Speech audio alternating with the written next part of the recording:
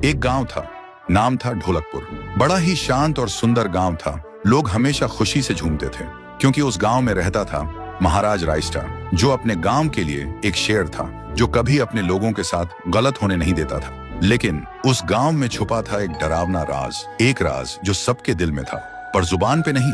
गांव के बीच एक सूखा हुआ पेड़ था जिसे लोग कहते थे श्रापित पेड़। ना कोई उसके पास जाता, ना कोई उससे आंख मिलाता। हर पूर्णिमा के अगले दिन उस पेड़ के नीचे एक लाश मिलती थी।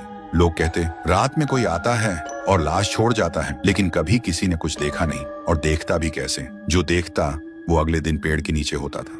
एक दिन रायस्टार ने ठान लिया, बस अब और नहीं, इस राज का अंत मैं ही करूंगा, क्योंकि ढोलकपुर का नाम मिट्टी में मिल रहा था। फिर एक पूर्णिमा की रात रायस्टार चुपके से जाकर पेड़ के पास बैठ गया। रात के 2 बजे एक आवाज आई, थुंग थुंग थुंग थुंग थुंग थुंग थुंग थुंग थुंग सहूर।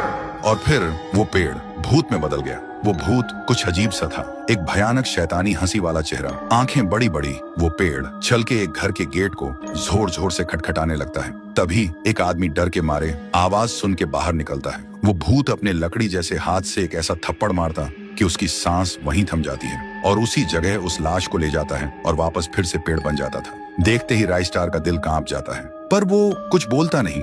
सुबह लोग भीड़ में जमा हुए और रायस्टार ने पहली बार उस पेड़ से बात करने की कोशिश की। पेड़ के अंदर से एक आवाज निकली, क्या तुम सब भूल गए मुझे? रायस्टार बोलता है, तू कौन है? पेड़ बोलता है, मैं हूँ ठुन ठुन ठुन साहुर। एक वक्त था जब मैं भी इस गांव का एक प्यारा सा बच्चा था, लेकिन 100 साल पहले मुझे इसी पेड़ से रस्सी बांधकर उल्टा लटका दिया गया, गांव वालों की आंखों के सामने, और मेरी मौत को तमाशा बना दिया गया, सिर्फ इसलिए क्योंकि मैंने एक राज देख लिया था जो लोग छुपाना चाहते थे। और उसी पल से मेरी रूह इस पेड़ से जुड़ गई।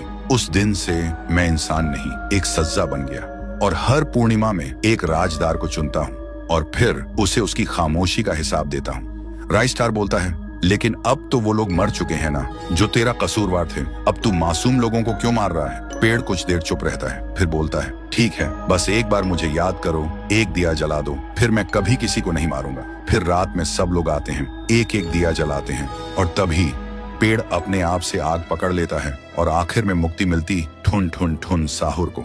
उस दिन के बाद गांव में कभी कोई लाश नहीं मिली। हर पूर्णिमा में लोग एक दिया जलाकर उसकी यादों को जिंदा रखते हैं, क्योंकि अगर भूल गए तो सपने में एक आवाज सुनाई देती थी, थुंग थुंग थुंग थुंग थुंग थुंग थुंग थुंग थुंग सहूर।